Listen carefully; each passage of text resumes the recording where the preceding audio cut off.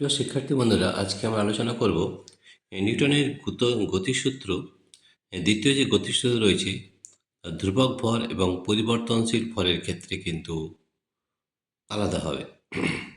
তো দেখো, ধ্রুবক ভরের ক্ষেত্রে যদি ধ্রুবক হয় তাহলে ফর কনস্ট্যান্ট মাস, পূর্বে দেখা গেছে নিউটনের দ্বিতীয় গতিসূত্র থেকে ধারণা পাওয়া যায় যে বল সমান ভর গুণিত ত্বরণ, এবং গাণিতিক রূপটি হলো এফ ইকুয়াল টু এম এ। এক্ষেত্রে বস্তুর ভর এম ধ্রুবক ধরা হয়েছে। ঠিক আছে, কিন্তু যদি পরিবর্তনশীল হয় তখন কিন্তু এইভাবে হবে। কিভাবে দেখে নাও। পরিবর্তনশীল ভরের ক্ষেত্রে ভর ভেরিয়েবল মাস, ভরবেগের ধারণা। একটি বস্তুর ভরবেগ সমান ভর গুণিত বেগ। এর থেকে একটি বস্তুর গতির পরিমাপ করা যায়। কনভেয়ার বেল্ট ও গতিশীল রকেট, এটার জন্য কিন্তু আমরা ভেরিয়েবল মাস বা পরিবর্তনশীল ভরের ক্ষেত্রে এইটা হবে। কিন্তু এই দুটো আমাদের উদাহরণ দেওয়া হয়েছে। কনভেয়ার বেল্ট, এটা হচ্ছে কনভেয়ার বেল্ট। এটা একটা বেল্ট। এখানে কোনো একটা এটি হলো চাকার উপরে ঘূর্ণমান বা চলমান ফিতে বা বেল্ট, যার সাহায্যে দ্রব্য কারখানার এক স্থান থেকে অন্য স্থানে বহন করে নিয়ে যাওয়া হয়। ঠিক আছে, কনভেয়ার বেল্টের উপর জমা দ্রব্য জমা হতে থাকে এবং বেল্টটি একটি বেগে গতিশীল থাকে। এক্ষেত্রে বেল্টটির ভর এবং ভর বেগের পরিবর্তন ঘটতে থাকে। বেল্টটির গতি বজায় রাখতে বল প্রয়োগ করতে হয় এবং বেল্টটির উপর প্রযুক্ত বল বেল্টটির ভরবেগের পরিবর্তনের হারের সমান হয়। প্রযুক্ত বল বেল্টটির গতির অভিমুখে ক্রিয়াশীল হয়। তাহলে দেখো, এখানে কিন্তু আমাদের যখন ধ্রুবক, যখন ভর ধ্রুবক হবে তখন এফ ইকাল টু এম এ হবে।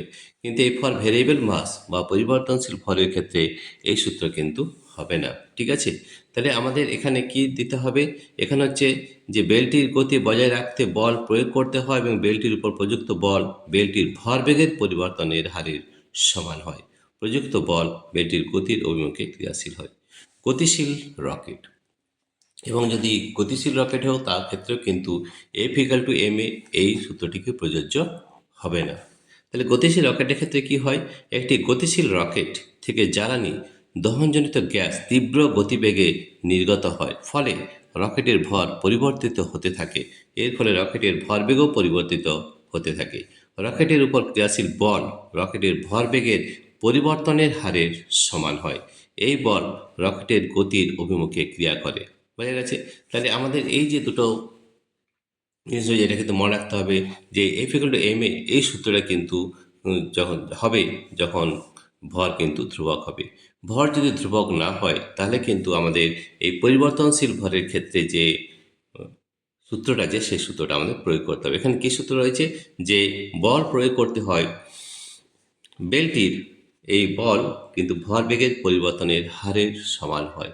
অর্থাৎ আমরা যদি এই ক্যালকুলাসের কথা বলি, তাহলে দেখো আমাদের ভর এখানে একবার দেখে নিই। আমাদের যদি একটু ক্যালকুলাস নিয়ে আলোচনা করছি তাহলে তোমাদের জিনিসটা বুঝতে সুবিধা হবে। দেখো এখানে আমরা দেখাচ্ছি এফ, দেখো আমাদের যে নিউটনের সূত্র F equal to M A, এইটা কখন প্রযোজ্য সেটা জানতে হবে। F equal to M into A. F equal to M A, F হচ্ছে বল, এম হচ্ছে ভর এবং এ হচ্ছে ত্বরণ। ঠিক আছে, তাহলে এই এম, তাহলে এফ এটা কখন প্রযোজ্য হয়? যদি এম ধ্রুবক হয় বা কনস্ট্যান্ট হয়। এম এর ভরের যদি কোনো পরিবর্তন না হয় তখন এই সূত্রটা হবে। ঠিক আছে, যদি কিন্তু ভরের পরিবর্তন হয়, অর্থাৎ এই যে আমাদের কনভেয়ার বেল্ট বা রকেট, তখন কিন্তু এই সূত্র প্রযোজ্য হবে না। তখন আমাদের সূত্র যেটা প্রযোজ্য হবে সেটা এফ ফিজিক্যাল টু হবে ডিপি বাই ডিটি। এটা ক্যালকুলাস আমরা একটু চলে গেলাম। এই ক্যালকুলাসের ব্যাপারটা একটু বলে নিই। এই ফিগুলো ডিপি ডিটি মানেটা কি সেটা একটু জানতে হবে। পি মানে হচ্ছে ভরবেগ। ঠিক আছে, ভরবেগ। পি মানে হচ্ছে ভরবেগ। ভরবেগ ভরবেগ কি হয়? ভরবেগ হয় M into V. M into V. ঠিক আছে, তাহলে এই যে ডিপি বাই ডিটি, অর্থাৎ আমরা এটা লিখতে পারি F is equal to M V minus M U by T বা del T. M V minus M U, M V minus M U মানে হচ্ছে ভরবেগের পরিবর্তনের হার। তাহলে এখানে এই সূত্রটা আমাদের প্রয়োগ হবে কার ক্ষেত্রে? M V minus M U by T বা ডিপিডিটি। এই সূত্রটা প্রয়োগ হবে আমাদের গতিশীল রকেট এবং কনভেয়ার বেল্টের জন্য। কিন্তু আমাদের এই সূত্রটা কিন্তু প্রযোজ্য হবে না। ঠিক আছে, এফ ইকুয়াল টু এম এ কখন প্রযোজ্য হবে? যদি এম কনস্ট্যান্ট হয়, অর্থাৎ এম এর ভরের যদি কোনো পরিবর্তন না হয় তখন এইটি হবে। আর ভরের যদি পরিবর্তন হয় তাহলে এফ ইকুয়াল টু ডিপিডিটি হবে, বা M V minus M U by T, এই সূত্রটা প্রযোজ্য হবে। ঠিক আছে, এই জিনিসটা একটু মনে রাখতে হবে যে আমাদের এফ ইকুয়াল টু এম এ এটা তখনই প্রযোজ্য হবে যদি ভর ধ্রুবক হয়, আর যদি ভর ধ্রুবক না হয় তাহলে আমাদের এফ ইকুয়াল টু ডিপিডিটি, অর্থাৎ ভরবেগের পরিবর্তনের হারের সমান হবে বল। ঠিক আছে, এইটা আমাদের একটু মনে রাখতে হবে। এটা আমাদের ক্যালকুলাস থেকে পেয়েছি, এফ ইকুয়াল টু ডিপিডিটি। ঠিক আছে, তাহলে এইটি আমাদের মনে রাখতে হবে।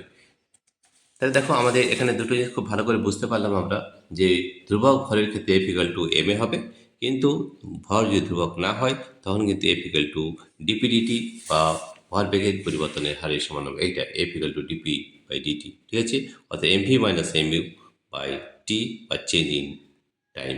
ঠিক আছে, এই জিনিসটা আমাদের মনে রাখতে হবে। তাহলে আমাদের এফ ইকুয়াল টু ডিপিডিটি কখন হবে? এই ভরবেগের পরিবর্তনের হার এটা হয় যখন আমাদের ভরের পরিবর্তন হয়, আর ভরের পরিবর্তন যদি না হয় তাহলে এফ ইকুয়াল টু এম এ হবে। ঠিক আছে, এই সূত্রটা কিন্তু রকেটের ক্ষেত্রে বা কনভেয়ার বেল্টের ক্ষেত্রে প্রযোজ্য হবে না। ঠিক আছে, কোনটা হবে? এফ ইকুয়াল টু ডিপিডিটি, এইটি আমাদের মনে রাখতে হবে।